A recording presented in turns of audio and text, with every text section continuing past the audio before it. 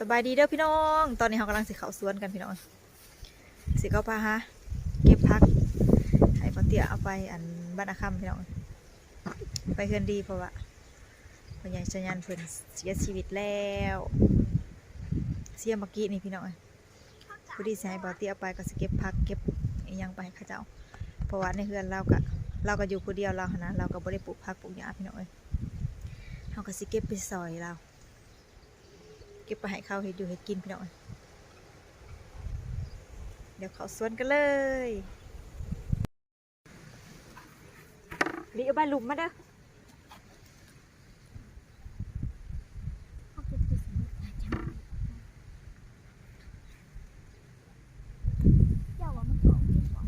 ก๊อบใบนี่ฮักเลยตึ้งลุกเป็นยังตัวนี้มันอยู่ขอบตัวงามอลีตรงนี้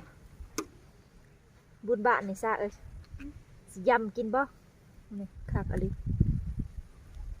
ยำสลัดกินห้องยาพันกับพุทธอ้าวพันกับพันยำกับยำเลยเว้ยเห็ดมันถูกเมนูไปเลย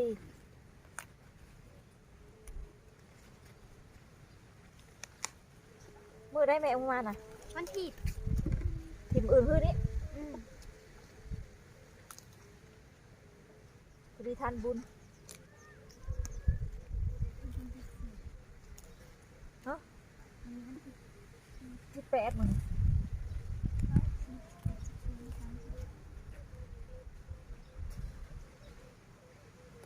หวานเลยบอกอันนี้นะใช่บอกบงเอาเก็บกระโดดใบมันนี่บัดมือบุญมันกระโปรงใหม่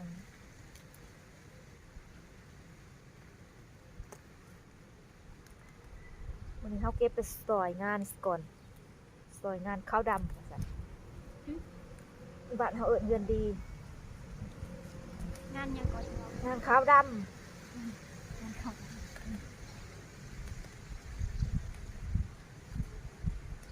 ยิ่งใช้บะเฮือนครับในโค้งเด้เฮือนเรามือนะครับก็ไปเหมือนไม่ได้โค้งทางลงมันน้ำปวดนี่ตัวทางของโค้งเด้ก็ต้องก็ดึงเข้าลบไปลบหน่อยเอาผู้เดียวเต็มกล่องยังฝึกอยู่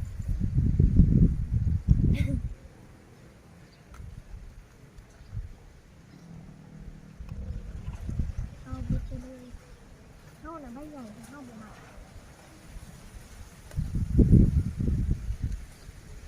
เมื่อไม่ใช่เลยก็คือเบิร์ดแล้วเข้าไปตามมาเห็นเขาก็ไปได้หาขับปุดมาตำเนาะมันไม่ใช่วะมันต้องเตะมีบ่ขับปุดถ้าเราไปจ่ายขาเลขสับเขาพูดหัวบ้านอุดมชัยด้วยติดหนีเลขซื้อเลขมาขึ้นนี่บ่บ่นี่บ้านอุดมชัยเอาอุ้ยเดี๋ยวจะเหาะอุดมไซพี่บ่าว่าไก่ซื้อกระปุกแห้งดีกว่าซื้อหาไม่แพงมันมึงถึงไปใส่เอาเงินไปขาเลขเลย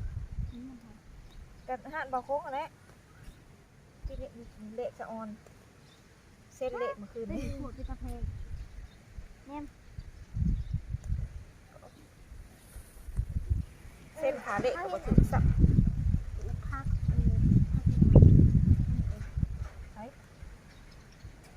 พักกระลับไผ่นี่นี่เรื่อยตีแล้วนี้กายโอ้ยบดล้มมาในเมืองค้าแต่ปันบดล้มลงล็อกพักเจ้าโหลดหุ่นโหลดแล้วจอยแล้วป้าพี่ชายมึงคือเก็บหลอนเก็บล้อแทะนี่บ้าฮะมึงเก็บหลอนแทะนี่นะอาจารย์เหรอเก็บเอาเบิร์ดใบมันบ้าเก็บเงาละใบ2 ใบโอ้ยเก็บจะหลอดแกกแสกมาดิพ่อแม่มันขาดบาดมาเละเอาทางนี้นี่เก็บเอาตัวนานี่โอ้ยสัตว์ขาดบาด เบิดใครแต่พ่อเอาไว้เถอะเก็บพักเกือบเบิดนี่มันคือมันนาแบบนี้มันกะลีเอาใบหลุมมันนี่อันนี้เอาจนเบิดในก๊กมันโอ้ยขาดอันนี้พี่น้องเก็บพักก็หลอนแกะแสบ เพราะว่าเอาไว้มันเบิดโลดหัว ความหมายเอาเบิดโหลดเอาใบหลุมมันความหมายเข้าใจเหมือนชีว่าเอาจะเบิดในก๊กเดียวโอ้ย เบิดจะได้ฟังตัวนั้นไตกับขุบไปขุบมัน นี่ว่าเอาจนยังเรือยอดแก่แด่เหมือนมันขาดจักนั่นเลย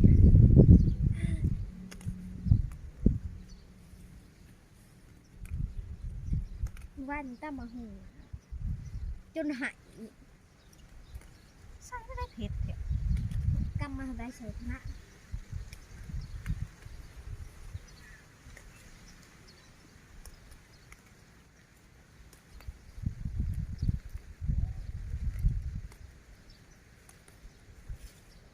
ใบหลุมใบซอดมันไปให้เป็ด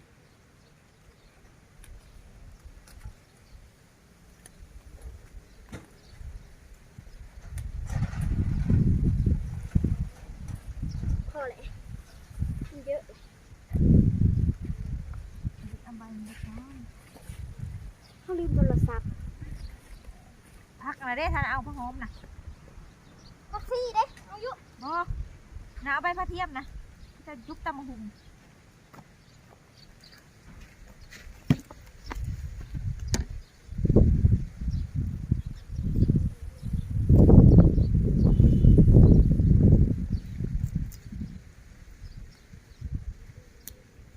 มาตรงเย็นเขาก็หลอกขาบเลยมักหนาวๆคิวเด้อ้าวตัวนี้เป็นลบพักเทียนเนี่ยมันลบ ลบผ่าลบ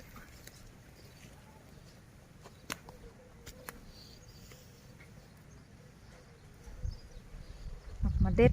อันนี้ตรอนะพวกอย่างเหล็กเสียงอยู่ปั้นยังแทน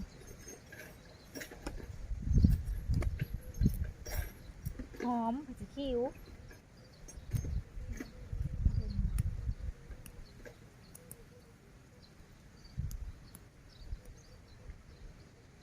นี่ก็ใส่ต่างหัวมันดุตำหูกันนี่อันนี้ใบกระเทียมหอม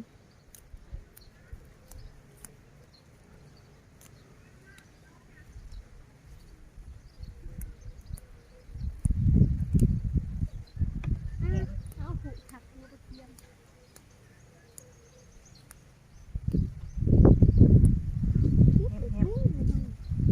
ยุบตำมะหุงหอมเขาเก็บหลอนหัวใส่ เก็บแต่ใบลุ่มมันได้มันจะไปเห็นเลือดแต่หยอดอีกครึ่งผักสลัดอีกเลยเลือดแต่หยอดแก่แด่ผักสลัดกันเลย พักซี่คนเขาเก็บหนึ่งละบ้าปะที่เล่น